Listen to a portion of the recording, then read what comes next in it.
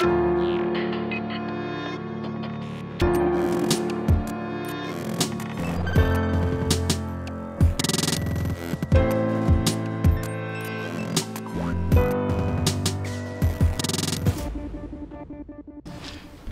le sujet de notre table ronde est la télévision hybride, qui est un mot qu'on entend beaucoup dans l'industrie depuis quelques années. Et ce que je voudrais essayer de faire avec les interlocuteurs qui sont autour de moi aujourd'hui, c'est d'essayer de mesurer d'abord l'état réel de la matérialisation de la télévision hybride, et puis de voir un petit peu dans quelle direction ce mouvement vers l'hybride avance et à quoi on peut s'attendre dans les quelques années qui viennent. Alors, j'ai choisi de mener l'essentiel de la table ronde en français. J'espère que tout le monde peut le comprendre dans la salle, sinon je crois qu'il y a une traduction qui est prévue. Et il y a un de nos panélistes cet après-midi avec qui on conversera en anglais, puisque cette langue lui est plus familière. Donc je n'ai pas besoin de présenter les panélistes. Merci beaucoup Florence. Je pense que les deux interventions qui ont précédé ont été, et c'était le but, une excellente introduction à la table ronde parce qu'elles ont bien mis en évidence un changement très important dans les usages. Je ne vais pas refaire toutes les présentations, mais je retiendrai deux choses. C'est la notion de on-demand et la notion de anywhere. C'est-à-dire deux modes de consommation de la télévision totalement différents de ce qui s'est passé pendant les 50 ans précédents. Donc avant, on regardait la télévision là où c'était prévu dans son salon. Anywhere, c'est le contraire. On la regarde là où on est et là où on a envie. Et on-demand, c'est pareil. Avant, on regardait à la télévision ce que les chaînes de télévision avaient prévu de vous montrer à l'heure dite. Et on-demand, c'est le contraire. On regarde quand on en a envie, ce dont on a envie. Si on avance rapidement sur ces deux changements, on se dit, il n'y a pas photo. Pour arriver à réaliser ce paradigme de consommation, il faut aller vers le tout IP. Le tout IP n'est pas là, je pense qu'on le sait tous dans les différents pays dont on vient, et la consommation de télévision via les réseaux IP, elle est importante, elle est croissante, mais elle est loin d'être universelle. Pourquoi? Et on en parlera dans la discussion, probablement, parce que les réseaux IP, tout simplement, fixes comme mobiles, ne sont pas à même de porter toute la consommation de télévision. Et donc, pour créer ce compromis, finalement, et cette alliance des contraintes techniques qui interdisent absolument que tout passe en IP et de nouveaux usages, c'est là qu'arrivent les réseaux hybrides. Les réseaux hybrides, je pense qu'on a commencé à en parler dans l'industrie il y a peut-être 4 ou 5 ans. J'ai vérifié en préparant cette table ronde, la norme HBB TV, par exemple, qui était censée être le Graal et la panacée de la télévision hybride, a été promulguée il y a 4 ans. Et puis en parallèle de la norme HBB TV, on a vu pas mal d'activités du côté des constructeurs pour des approches plus propriétaires. Et c'est là qu'on a vu dans les magasins fleurir les Smart TV, etc., etc. Donc la TV hybride, c'est censé être la possibilité de marier l'inmariable, donc de marier le anywhere et le on-demand avec des réseaux IP qui ne sont pas capables de tout transporter. Premier temps de la table ronde que je vous propose cet après-midi, c'est d'essayer d'abord d'être plutôt dans quelque chose de constatatif et d'essayer avec nos différents panélistes qui sont autour de moi de voir un petit peu quelle est la réalité des usages hybrides qui demandent cette télévision hybride et quelle est la manière dont les acteurs du secteur ont fait face à ça. So, Darko, I will first turn to you. You represent EBU, UER en français. EBU is the association originally of the European Public Broadcasters. You are a senior project manager in innovation and technology, and as such, you are in a unique position to observe and maybe potentially to forecast what are the needs of the broadcasters. What can you tell us about hybrid television? So, thank you, Vincent, for a nice introduction. I will speak English because my French is much worse than anybody's English in the room, believe me. Anybody in the room who knows what the EBU is? Oh, it's not bad. Okay, but still some hands have not actually gone up. Anybody who knows what Eurovision is? Okay, and anybody who doesn't know what Eurovision Song Contest is? Right, thank you. Anyway, so there is a small group of people that look after the song contest. Much larger and more important activity is the Eurovision, and the EBU is an umbrella organization which also includes the professional association.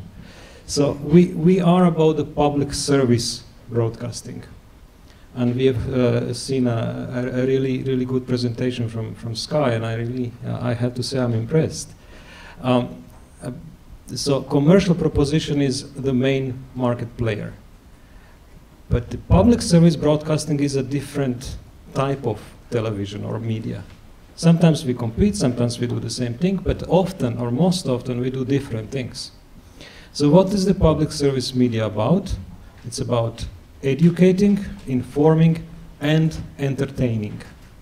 Now, I'm sure that Sky will say, well, we do it ourselves all the time, and this is why we have so many good, such a great success. That's true, but as far as I know, Sky does not have legal obligations in terms of content, in terms of coverage, in terms of availability. And the market model is very different. So back to your question, when we look at the consumption patterns and the preferences that the consumers actually have, we see basically three different trends that I think are very significant for our topic. One is that there is an increasing number of different devices that people choose to access contents and services. So I'm not saying anything that you haven't actually known already. The other thing is an increasing number of different types of services. So we have, I think, heard a lot about linear, we have heard a lot of on-demand. But there is a whole range of services, such as catch-up television, for instance. It's a type of on-demand services, but it's actually driven by linear viewing. And most of the catch-up consumption actually happens within first 24, maybe 48 hours after the broadcast. And then there is a long tail. On the other end of this range, we have a pure on-demand. We have also some data services. I think every broadcaster nowadays maintains a prominence on Facebook, for instance. Now, what is it? Is it on demand? Is it, well, it's not linear, obviously, but what is it? It's a service. It's a way of attracting communities, of attracting viewers, and so on and so forth. Now, so this is the second trend. And the third trend that we see is that increasingly media consumption is being taken out of your normal setup, of your home, of your living room.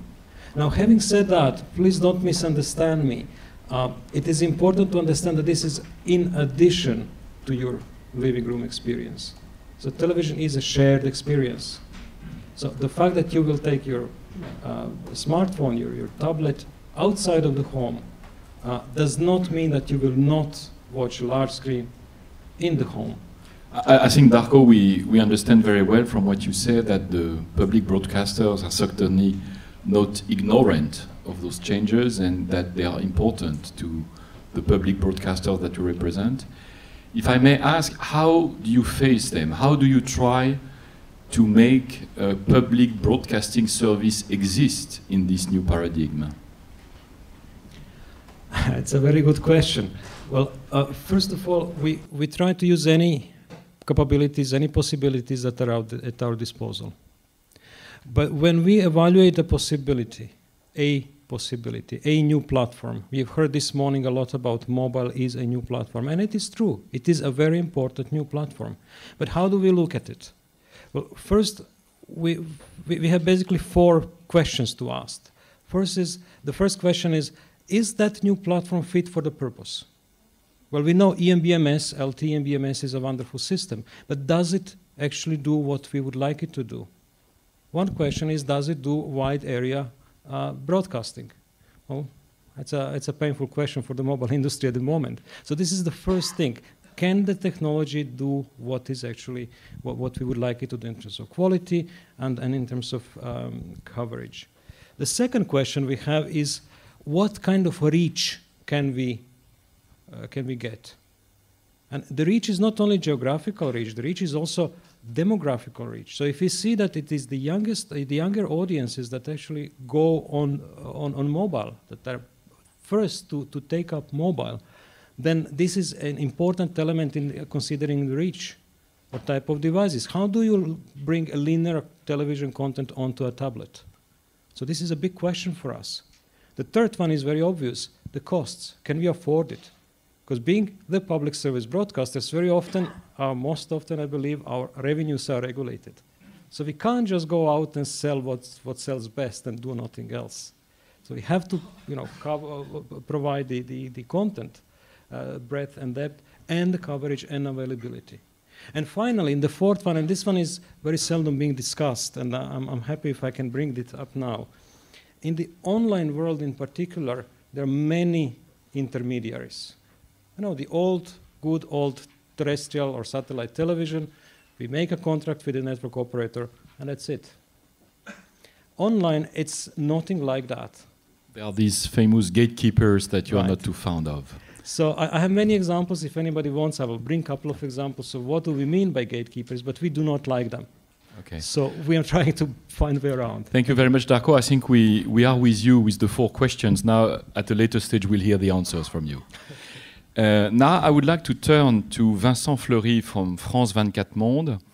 And you are representing, Vincent, a very special TV channel. And it seems a little bit that you are born with hybrid, and you are born as a hybrid media. Can you tell us a little bit about maybe what is France 24, because not everybody knows, and how hybrid is deeply intricated with your distribution model? En français, donc. En français, pardon. Merci de me le rappeler. Donc, France Média Monde est un groupe média qui comporte 3 marques. France 24, une chaîne d'information en 3 langues, français, anglais et arabe, qui est diffusée mondialement. Une radio RFI en 12 langues et une autre radio Monte Carlo Doualia destinée au monde arabe. Ce qui nous intéresse principalement ici, c'est la vidéo, donc on va parler essentiellement de France 24. Alors évidemment, notre audience reste principalement broadcast, on va dire, et progresse très fortement sur le numérique. L'hybride, pour nous, qu'est-ce que c'est? C'est plusieurs façons de diffuser nos contenus, d'amener l'information à nos audiences. Et nos audiences sont partout dans le monde. Donc je l'ai dit, un canal principal qui est la télévision et donc le broadcast. Ensuite, on va aller rapidement sur les box, que ce soit les box FAI, les box OTT aussi, également, bien sûr, le web via le PC, et les sites mobiles, les applications mobiles. Et un point très important aussi, ce sont les plateformes vidéo, sur lesquelles on reviendra un petit peu plus tard, que ce soit YouTube ou Facebook qui montent très largement en puissance. On se doit d'adresser ces plateformes, c'est très important. Ce que je voulais dire aussi, c'est que l'hybride, ce n'est pas simplement une question de réseau technique aujourd'hui pour nous. C'est aussi une question de plateforme, comme je le disais. On va devoir pousser la syndication. Si on attend que les utilisateurs viennent chercher nos contenus sur nos sites, on n'est pas arrivé. Voilà. Sites, mobiles, télévision. Il faut les pousser en syndication chez des partenaires médias et utiliser au maximum les ressources que mettent à notre disposition YouTube, par exemple, et Facebook, qui montent largement en puissance. Et est-ce que l'hybride, finalement, pour vous, c'est une manière de toucher des gens là où un réseau broadcast n'est pas disponible, ou est-ce que c'est une manière de proposer des services et des expériences nouvelles? Alors les deux. On nous attend principalement quand même, en tant que chaîne d'info, c'est assez différent de Sky, qui a des marques assez hallucinantes. Hein. On n'est pas capable de proposer du Soprano, du Game of Thrones, etc. On propose de la news. Et à ce titre, on veut nous consommer en live, essentiellement, et puis en VOD par la suite. Alors effectivement, c'est la construction de contenu, c'est la modification des métiers chez nous de production, si on veut adresser différents terminaux à travers le monde entier, on ne doit plus penser les programmes et la news de la même façon qu'on le faisait auparavant. Voilà. On pourra parler un petit peu plus tard dans les enjeux certainement des disparités qu'on a en termes de réseau dans le monde. En France, on est assez confortable, on va dire, avec la connectivité, quoique. Je vis à 30 km de Paris et je ne peux pas recevoir la télé par ADSL. C'est une autre histoire. Mais on adresse... L'Afrique, pour nous, est par exemple un enjeu capital. Et on s'aperçoit que 90% des personnes sont dotées d'un mobile standard sur un réseau standard. Voilà. Même si on a des développements, par exemple, de la 4G au Gabon, on s'aperçoit que personne n'a de smartphone compatible avec la technologie à l'heure actuelle. Donc évidemment, ça va se développer dans les grandes villes principalement.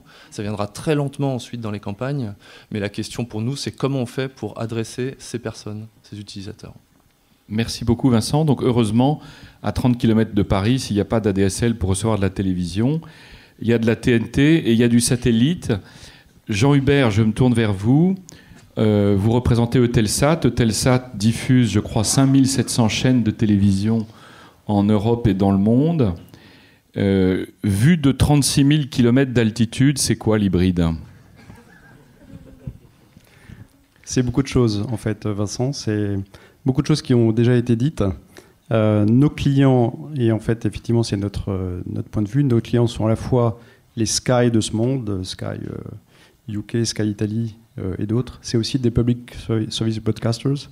Et donc, on essaye de savoir à la fois ce que nos clients veulent et ce que les consommateurs finaux veulent.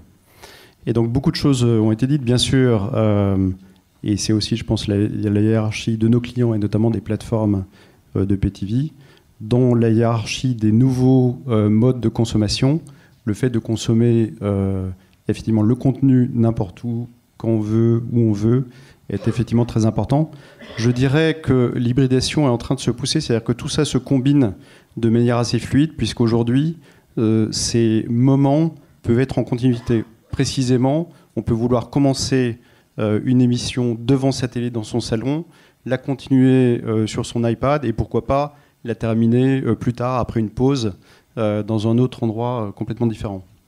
Donc il y a une forte combinaison des usages.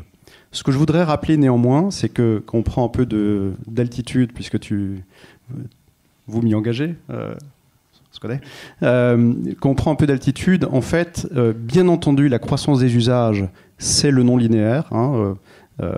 C'est là que, en termes de consommation de minutes par jour dans les foyers, c'est là que se trouve la croissance, puisqu'on était en 2009 à une vingtaine de minutes, et ça a plus que doublé. On a une cinquantaine de minutes dans les pays comme les États-Unis et le UK. Mais la consommation de télévision linéaire, elle est assez stable. Elle est assez stable et encore très importante. C'est quelque chose que souvent dans notre industrie au sens large, et notamment dans l'industrie des telcos, qu'on n'a pas en tête, en fait, les gens continuent à consommer du linéaire. L'autre point, c'est que justement, l'hybridation, c'est aussi, même si ce n'est pas le point le plus important, une certaine forme d'interactivité.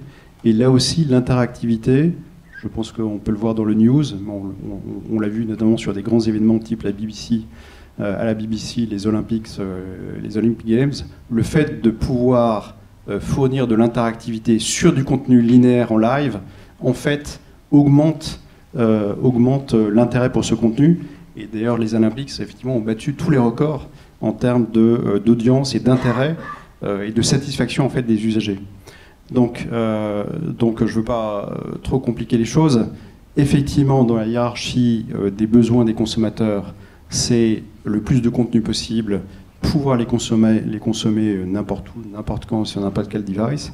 Mais encore une fois, ces types de nouveaux usages sont en fait en train de se combiner de manière assez forte et ne remettent pas en cause aussi la consommation de TV linéaire. On pourra en reparler un peu plus. Merci Jean-Hubert. Je pense qu'on l'a bien compris de votre intervention et dans celle de Sky juste avant, qu'il y a en fait une complémentarité dans la proposition qui est faite aux consommateurs, de lui dire d'un côté vous allez continuer à pouvoir disposer de tout le contenu qui vous vient par satellite ou par une autre méthode broadcast, et puis on va vous rajouter, et si possible on va l'intégrer dans la box, on va vous rajouter tout ce dont vous avez envie. La question qui me vient à l'esprit, c'est pour un opérateur d'infrastructure comme Eutelsat, est-ce que finalement cette création de l'expérience hybride, c'est-à-dire de combiner les deux, Est-ce que c'est plutôt une responsabilité de vos clients comme Sky, c'est-à-dire que c'est à eux de le faire, ou est-ce que pour vous, fournisseurs de l'infrastructure, ça a des impacts, et est-ce que ça vous amène à changer des choses? Alors, en fait, c'est un peu les deux. Les clients que sont les plateformes type tel Sky, bien sûr qui est un très grand acteur de la télévision payante, et il y en a d'autres types, DirecTV aux États-Unis, Canal+, en France, sont des acteurs qui ont pris leur destin en main et qui préfèrent en général d'ailleurs conserver en fait la maîtrise sur l'expérience client. Et donc ça se passe essentiellement autour de la set-top box. Et donc ce sont ces acteurs-là qui définissent la set-top box, qui définissent l'ensemble des fonctionnalités. Et de manière très très simple, ce sont des set-top box qui permettent aujourd'hui de rendre la consommation de télévision par satellite la plus interactive possible, en combinant tous les avantages évidemment du broadcast. Et dans les avantages du broadcast que je n'ai pas cités, il y a notamment la qualité de l'image. Aujourd'hui, la consommation des contenus HD et UHD, puisque ça commence, est vraiment un facteur qui est important pour les consommateurs finaux, et je parle des consommateurs finaux, il ne faut pas l'oublier. Et donc on veut combiner ces éléments-là avec toutes les fonctionnalités d'interactivité que permet bien sûr le broadband, la catch-up TV, la VOD dont on parlait, un peu d'interactivité en plus, et bien sûr le fait de pouvoir encore une fois passer d'un device à l'autre et d'un endroit à l'autre. Donc c'est eux qui, dans ce cas-là, prennent la main, puisqu'on a aussi des clients dans d'autres domaines. Nous prenons aussi de temps en temps des initiatives pour rajouter ce type de fonctionnalité. Donc puisqu'on est fournisseur, prescripteur des services et du matériel, on a notamment quelque chose qui s'appelle le Smart LNB, c'est-à-dire qui rend, pour être très très simple, qui rend l'antenne de réception satellite intelligente et qui permet, sur une réception satellite pure, d'avoir aussi la voix retour. C'est l'exemple de l'offre Fransat Connect, c'est ça? C'est notamment... alors, c'est pas tout à fait ce que fait Fransat Connect. Fransat Connect n'utilise pas encore le Smart LNB. Le Smart LNB, pour l'instant, est encore en phase de bêta. Mais c'est hybride. Fransat Connect, c'est bien de la télévision hybride. Fransat Connect est hybride, mais juste pour terminer sur donc ce qu'on appelle le Smart LNB, l'idée est effectivement de pouvoir fournir cette voix de retour simplement sur l'antenne satellite.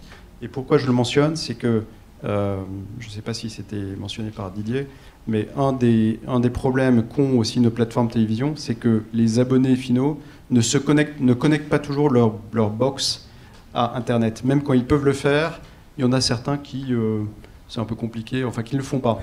Et donc si on peut fournir le service interactif simplement grâce à un matériel, et donc dans ce cas-là, l'antenne et le Smart LNB, c'est toujours un plus. Merci Jean-Hubert. Je voudrais enfin me tourner vers Ericsson et vers Yves Boudreau. Donc Yves nous vient des États-Unis pour la conférence. Merci Yves.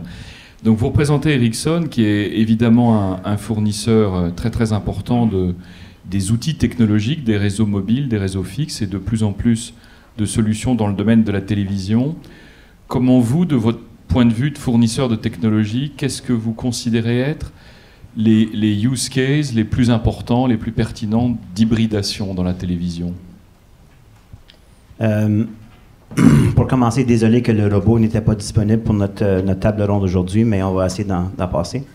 Sans répéter les mêmes choses que mes collègues ont déjà parlé, on a parlé ce matin un peu avec Michael de notre recherche Consumer Lab.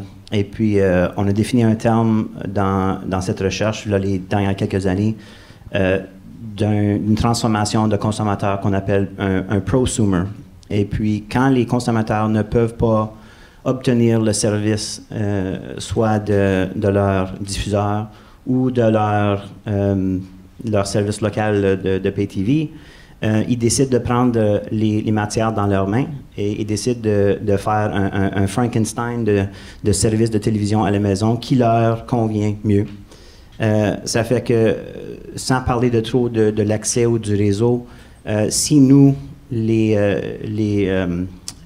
vendeurs d'équipements de réseau, on ne prend pas en main avec les programmeurs, les diffuseurs, la responsabilité de construire un produit que les consommateurs veulent, ils vont le faire eux-mêmes ou les partenaires d'écosystème, Roku, Apple, Google, vont le faire pour eux.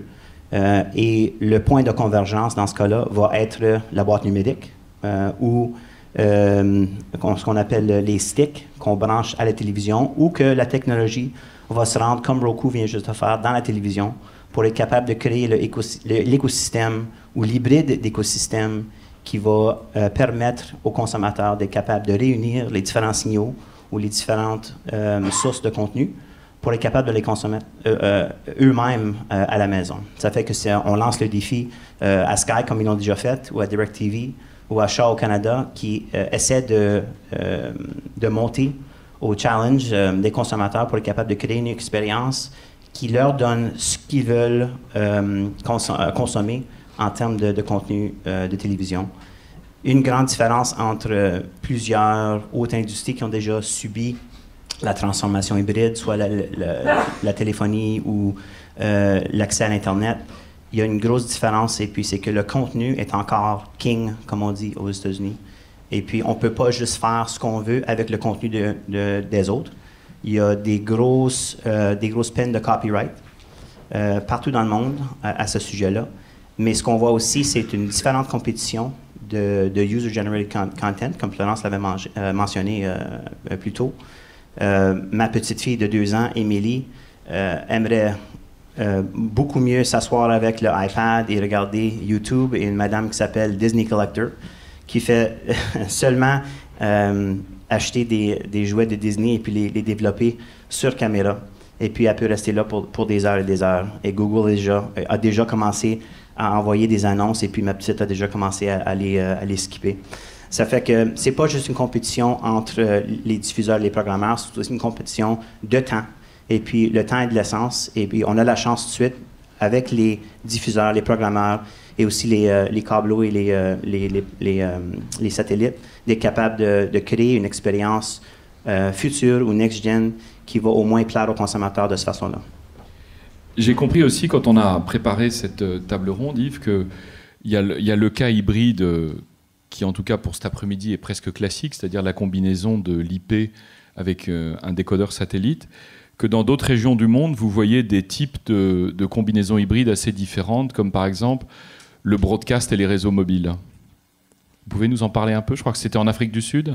Oui, en Afrique du Sud, aussi dans les places où il n'y a pas de réseau fixe, de haute vitesse déjà en place. À IBC l'année dernière, et puis vous le verrez encore cette année, il y a plusieurs fabricants de boîtes numériques qui ont commencé à inclure des chipsets LTE 4G dans leurs boîtes. Pas nécessairement pour livrer le contenu. Dans certains cas, oui, avec le IMBMS, le LTE Broadcast. Mais en d'autres sens, comme on l'avait parlé ce matin, être capable de se servir du réseau mobile pour la portion contrôle du système, et puis se servir pour le côté satellite ou de broadcast, pour être capable de livrer le payload, la plus grosse portion du vidéo pour le consommateur. Est-ce que ça pourrait changer? Avec le 4G, 5G, le LTE Advanced, si on a assez de bandwidth pour être capable de faire un service de télévision, on pourrait le voir. On voit qu'il y a plusieurs opérateurs qui ne sont pas dans le domaine de la télévision, qui voient une progression naturelle d'un 4e ou d'un 5e service de télévision qui n'aura pas l'air d'un système aux États-Unis de 500 postes, mais peut-être de 4 ou 5 ou de 10 postes, ou peut-être juste un poste. Et essayer de trouver une façon de combiner plusieurs réseaux ensemble pour être capable d'offrir un service que les consommateurs veulent payer pour aussi. Merci. On a vu donc avec les 4 interventions, les 4 témoignages du panel, que l'hybride, c'est une réalité, et on voit bien en quoi l'hybride, ça permet de répondre à des nouveaux besoins du consommateur en faisant face à des contraintes techniques. Il semble qu'il y ait un petit peu quand même dans pas mal d'esprits, je ne sais pas si c'est le cas dans cette salle, le sentiment quand même que l'hybride n'est pas tout à fait en train de tenir ses promesses, et qu'on ne voit peut-être pas autant d'hybrides que ce que tout le monde annonçait il y a 3 ans ou il y a 4 ans.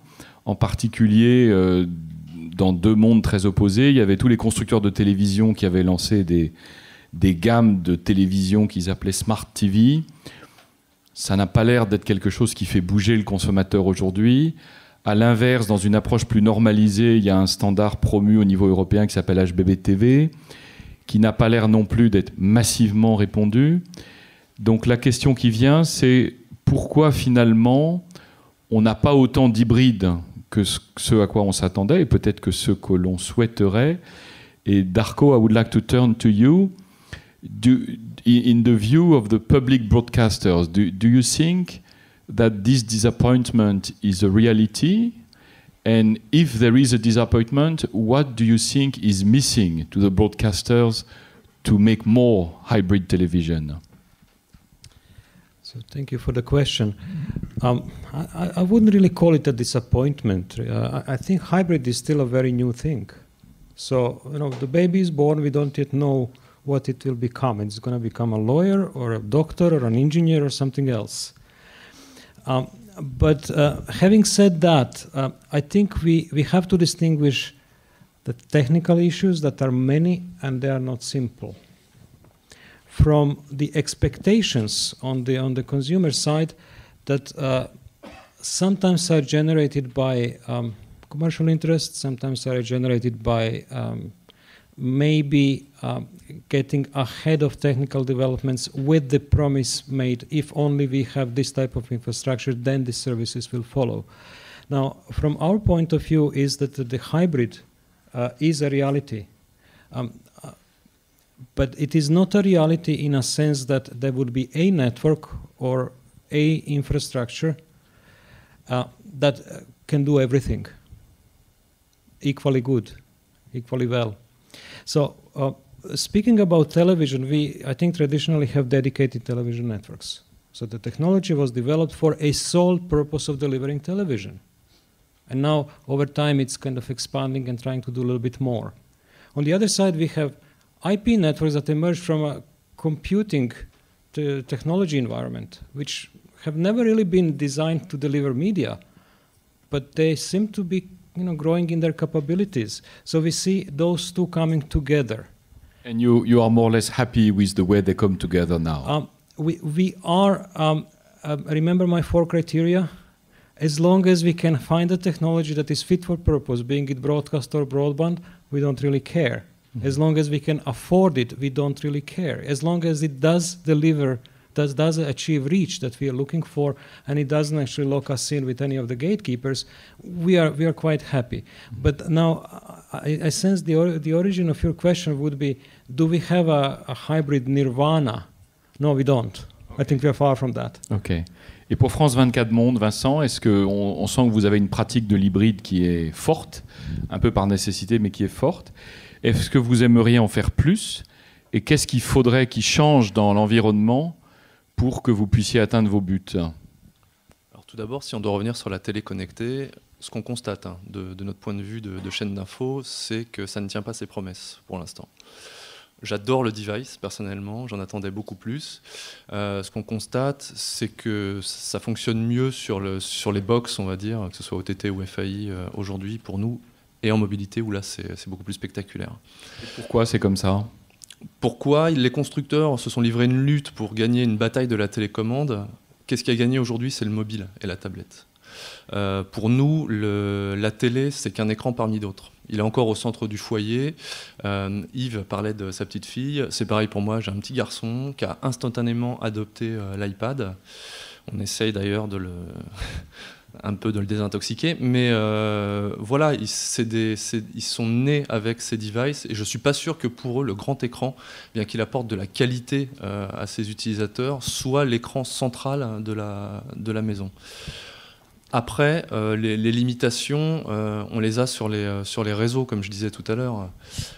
Du coup, on va devoir se tourner vers les réseaux mobiles ou encourager les initiatives comme le Project Loon de Google, les microsatellites d'Elon Musk et Internet.org de Mark Zuckerberg pour apporter la connectivité là où il n'y en a pas aujourd'hui. Ce qu'on veut, encore une fois, c'est adapter nos offres pour les pousser au plus grand nombre partout dans le monde.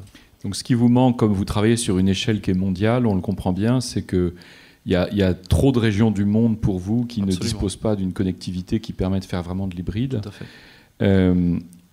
Je voudrais maintenant me tourner, Jean-Hubert, vers vous, pour Eutelsat. Est-ce que, de votre point de vue, le développement de l'hybride est harmonieux, satisfaisant? Est-ce qu'il y a des blocages et qu'est-ce qui pourrait changer ces blocages? Je crois que, comme on l'a dit, on peut voir le verre à moitié vide ou à moitié plein. Moi, ce que je constate, c'est que les professionnels de la télé qui font payer leurs clients, et donc qui sont particulièrement attentifs aux besoins de leurs clients, et donc c'est nos clients plateforme PTV, en tout cas c'est un segment de clientèle, des clients finaux. Ce que je constate, c'est que ceux-là sont arrivés à avoir des types d'expériences et finalement une réponse de télévision hybride qui d'une part convergent assez, c'est-à-dire que quand on regarde la plateforme de DirecTV, les plateformes de Sky ou de Canal, on commence à avoir des services et des modes d'approche assez convergentes, et puis qui offrent un service final pour le consommateur qui est effectivement, je pense, assez compelling. Maintenant, on commence à avoir des choses, des modes d'usage qui répondent vraiment, encore une fois, à ses besoins, à la fois de flexibilité, de facilité, sans oublier, ce que je disais, mais je le répète, le besoin aussi de qualité d'image sur le grand écran, sur la télévision, parce que l'expérience, encore une fois, du foyer, grand écran et programme de grande écoute ou sport est assez importante. Donc voilà, donc je pense que ces acteurs-là ont réussi à répondre, en tous les cas, bien à un besoin. Après, pour une multitude d'autres acteurs, c'est plus compliqué pour des raisons de standard, aussi parce que les médias restent une industrie qui est très très locale, avec souvent des règles et des régulations locales. Donc pour toute une série de raisons, c'est plus compliqué pour le reste. Je pense qu'on peut être optimiste, puisqu'encore une fois, je suis tout à fait d'accord, on est sur des services qui sont plutôt encore naissants, et donc je pense qu'on va évoluer vers une simplification et une convergence d'un certain nombre de standards et d'approches pour répondre aux besoins des utilisateurs. Il y a un cas d'hybride presque à l'envers qui m'a interpellé récemment et qui, si je ne me trompe pas, se fait à travers Eutelsat, où il me semble que Eutelsat et Canal+ en France ont signé un accord ou envisagent un accord dans lequel il y aurait du contenu on-demand délivré via un média qui traditionnellement n'est pas du tout on-demand, qu'est le satellite. Donc une espèce d'hybride à l'envers ou un backfire de l'hybride. Il n'y a pas eu d'accord définitif là-dessus, mais ce que je peux confirmer, c'est que, encore une fois, les consommateurs finaux veulent avoir, notamment pour du contenu on-demand, souvent la meilleure qualité. La meilleure qualité, c'est aussi du contenu de type HD, voire UHD. C'est grosso modo le DVD, le Blu-ray à la maison dans sa boîte. Aujourd'hui, sur les réseaux, même en France, vous le savez bien, on n'a pas toujours... Ou alors, soit c'est très long en temps de téléchargement, et donc soit on n'a juste pas la bonne qualité. Et donc, ce type d'approche qui consiste à stocker localement des contenus de très haute qualité pour que l'utilisateur puisse les avoir tout de suite, c'est un type d'approche auquel certains acteurs réfléchissent, non seulement sur nos marchés, et a fortiori, je peux vous le dire, dans les marchés émergents, puisque dans les marchés émergents, comme ça a été dit, il y a juste souvent une absence totale d'infrastructure, ou alors une infrastructure qui est déjà extraordinairement chargée. Et donc pour des contenus on-demand, à la fois vidéo et même de tout type, il y a des acteurs qui réfléchissent à ce type d'approche. Donc un nouvel hybride presque à l'envers, mais très intéressant quand même. Je voudrais maintenant me tourner, Yves, vers vous de nouveau. Du côté d'Ericsson, vous voyez quoi dans le futur en termes de solutions technologiques pour accélérer cette pénétration de l'hybride et le fait que l'hybride permette de libérer complètement les usages et les attentes du consommateur? C'est quoi les prochaines solutions d'Ericsson? En ce moment, on travaille fermement sur les essais globalement du côté LTE Broadcast, IMBMS. On voit surtout que ça l'aide entre les deux stages de 4G et 5G. On va avoir des économies en termes d'être capable de mieux se servir du bandwidth qu'on a de disponible aujourd'hui. C'est pas que ça va sauver le monde non plus. C'est pas que ça va remplacer les diffuseurs broadcast aujourd'hui, mais c'est un autre outil dans le toolkit sans fil qu'on peut se servir. On voit sûrement, je sais que Darko dit que c'est pas une question technique. Je suis d'accord d'un bout, mais d'un autre, je suis pas en accord. Il y a plus d'impédiments du côté business qu'il y en a du côté technique dans plusieurs des instances. Il y a plusieurs compétiteurs aussi, plusieurs façons qu'on peut recevoir notre télévision. En ce qui est du cas de la télévision, le Connected TV, c'est bien beau avoir une télévision connectée à l'Internet, mais s'il n'y a rien à regarder, ça ne vaut absolument rien. Et puis, c'est vraiment le défi qu'a eu cet écosystème-là. Ils ont aussi appris de leurs troubles et puis continuent à essayer de rester en avance de ce que leurs consommateurs veulent. La bataille pour le fameux Input One sur la télévision, tu vas voir plusieurs personnes qui vont continuer à essayer de prendre le contrôle. Xbox One, c'est la console la plus récente de faire ces attentats de ce côté-là. Mais du côté Ericsson, nous autres aussi, on voit le réseau être capable d'accommoder des situations hybrides qui n'affecteront pas le réseau Last Mile. Dans le cas d'être capable de prendre des signaux broadcast, dans le cas d'Aereo aux États-Unis, par exemple, eux ont décidé d'aller avec un service sans fil au complet, un service broadband, mais il y avait un niveau de convergence dans le réseau où ils acquisissaient illégalement, dans ce cas-ci, leur signal, mais les prenaient des antennes, des diffuseurs déjà. Ça, c'est, comme Darko a dit, eliminating the middleman du trajectoire du signal. Mais on voit aussi plusieurs technologies de réseau, comme celle-là, le LTE Broadcast, et aussi notre solution de CDN aussi, qui peut aider dans la convergence dans le réseau, si la convergence dans la boîte numérique n'est pas là, ou pour aussi assister pour réduire le montant de bandwidth qu'on consomme à journée longue. Je pense qu'on est tous d'accord aujourd'hui que si tout le monde fermait les systèmes broadcast ou satellites, que l'Internet ne peut pas aujourd'hui, globalement, prendre soin des diffusions de la télévision, payantes, non payantes, peu importe. On n'est pas prêt pour une situation all unicast. Mais aussi du côté qu'il faut au moins essayer de continuer avec des innovations de la technologie qui pourraient un jour être capable d'avoir la télévision sur demande et aussi live. Par l'année 2020, on figure dans nos recherches que le live va être encore là. Ça ne s'en va pas nulle part. Les sports, les nouvelles, les événements spéciaux vont quand même être au moins à 50% du visionnement en termes de minutes. On n'arrêtera pas de consommer la télévision live. Et puis les réseaux, la technologie, il faut continuer à avancer avec ces technologies-là pour être capable de se préparer pour ces événements-là, qu'on pourra prendre des événements broadcast et puis les livrer d'une façon plus efficiente. Merci Yves. Il nous reste environ 10 minutes dans cette session. Je voudrais maintenant peut-être inviter la salle à poser quelques questions. Je crois que je vois une hôtesse qui arrive et il y a une première question. Bonjour Vincent, bonjour à tout le panel.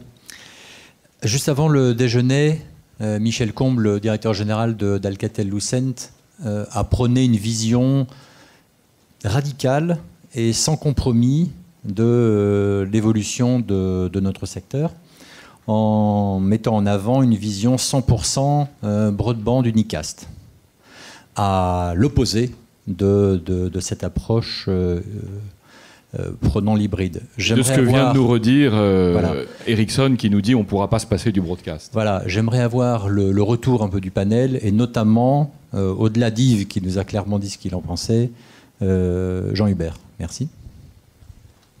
Alors, on a effectivement déjà parlé d'un certain nombre de taxes. Moi, je pense que le juge de paix, dans quelques années, il sera double. Il est toujours double. C'est d'une part le consommateur final, les usages des consommateurs, la demande du consommateur, et d'autre part les economics.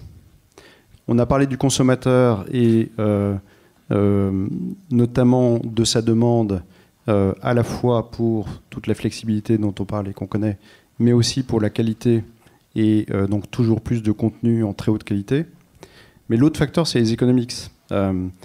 Les opérateurs télécoms se plaignent, à juste titre, de voir le réseau encombré depuis pas mal d'années par les Netflix et autres, on voit bien que le trend est très très loin de s'arrêter. Michel Combes citait lui-même des chiffres tout à fait éloquents là-dessus.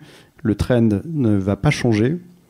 Et donc, de toute façon, il y a un moment où il va falloir revenir à des éléments de réalité là-dessus.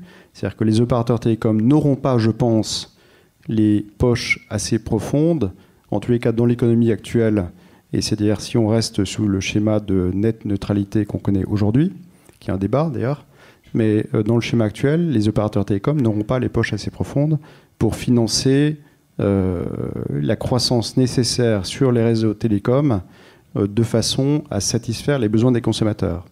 Et donc peut-être qu'on va un jour naturellement revenir justement à quelque chose qui est très très simple, qui est presque physique dans l'économie des réseaux, c'est que le broadcast, c'est très efficace. Et donc la combinaison du broadcast et du broadband est absolument indispensable pour avoir la meilleure économie des réseaux. Que ça se fasse, après, de quel réseau parle-t-on et quel sera le rôle respectivement d'Ericsson et du LTE Broadcast, de la TNT, du satellite et de plusieurs plateformes, on n'en sait rien aujourd'hui. Je pense que toutes joueront un rôle, mais le broadcast, c'est une réalité économique. Ça doit rester un élément de distribution des contenus parce que c'est juste, évidemment, beaucoup plus efficace économiquement. Je ne sais pas si ça répond à la question. Merci, merci Jean-Hubert. Est-ce qu'il y a d'autres questions dans la salle? J'en ai une là, une au premier, une au troisième rang, donc ce sera probablement les deux dernières qu'on prendra. Bonjour, François Mescado. A question for Darko. It looks like HBB TV is very popular in Germany. There's 12 million houses connected, so that's about 1 out of 4. How do you explain this success in the German market compared to the rest of the Europe and probably the world? Okay, so well, that's my personal opinion now. Don't take it as I have to make a disclaimer here. I think in Germany the relevant partners got together and decided that they want HBB TV. They didn't let the market just happens through competition, consolidation, all this for a standard to be the winner to survive. We know that in other countries we have different standards that are also very popular. YouView in the UK is an example.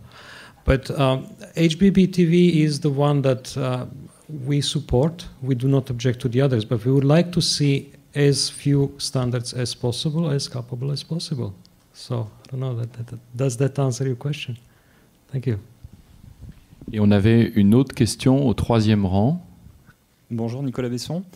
Je me posais la question, quand on a une consommation de chaînes de télévision en direct de manière séquentielle, en commençant par exemple sur l'écran télé et en poursuivant sa consommation sur un support mobile comme une tablette, et donc en changeant de réseau de diffusion, on rencontre un problème, c'est que la diffusion n'est pas synchronisée, ce qui rend l'expérience décevante.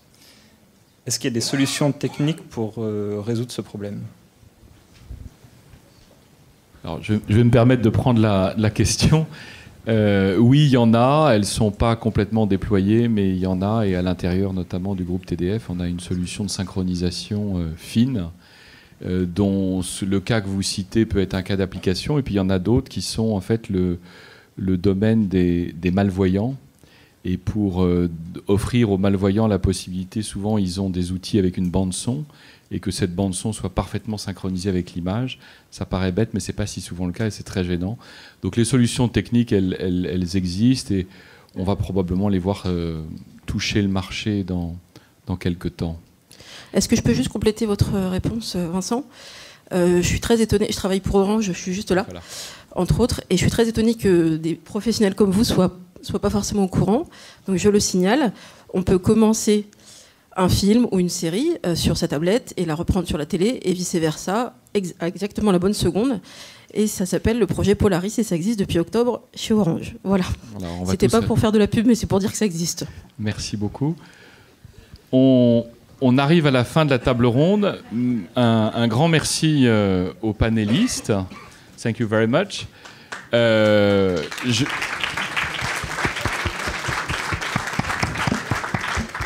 La bonne nouvelle, je crois, c'est qu'on pourra recommencer une table ronde sur la télévision hybride dans 5 ans à l'IDAT, puisque le chapitre n'est pas épuisé.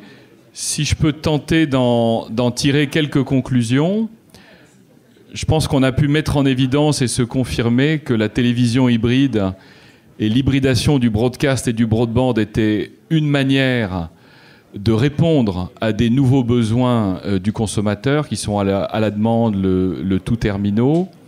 Je pense qu'on est loin de pouvoir se passer des réseaux broadcast, et puisqu'on voit même le broadcast revenir à l'aide du on-demand. Et donc, hybridation et harmonisation à suivre. Merci beaucoup, bon après-midi.